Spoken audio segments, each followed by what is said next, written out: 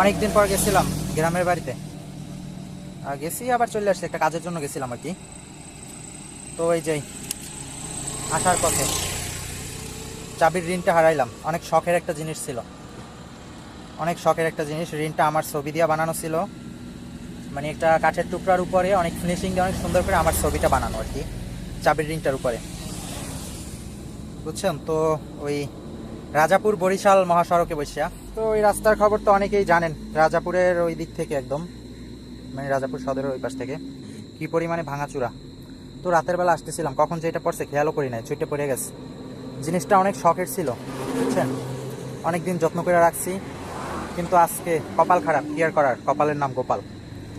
আজকে আসার পথে বাড়ি থেকে আবার পড়ে গেছে। রাতের বেলা না হইলে খুঁজতে যাইতাম, কিন্তু রাতের বেলা তো সম্ভব না। দিনের বেলা হইলে হয়তো একটা চেষ্টা করতাম শখের জিনিসটার জন্য, কিন্তু রাত, তাই আর যাই না আর কি।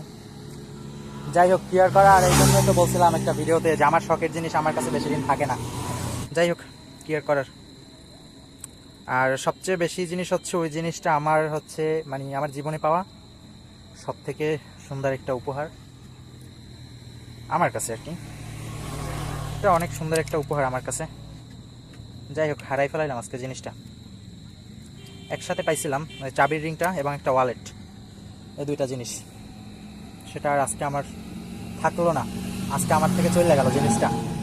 খুব খারাপ লাগতেছে জিনিসটার জন্য। তো অনেকেই বলতে পারেন যে একটা সামান্য রিংয়ের জন্য আবার ভিডিও বানানো লাগে, খারাপও লাগে। ভাই সামান্য না আমার কাছে, আমি তো বললাম আমার কাছে সবচেয়ে একটা সেরা উপহার ছিল ওই জিনিসটা। আমার বোনের দেওয়া সেরা উপহার।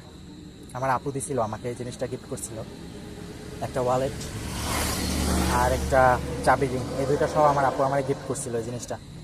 ওয়ালেটটা আছে যদিও, কিন্তু রিংটা আজকে হারাই ফেললাম। যাই হোক।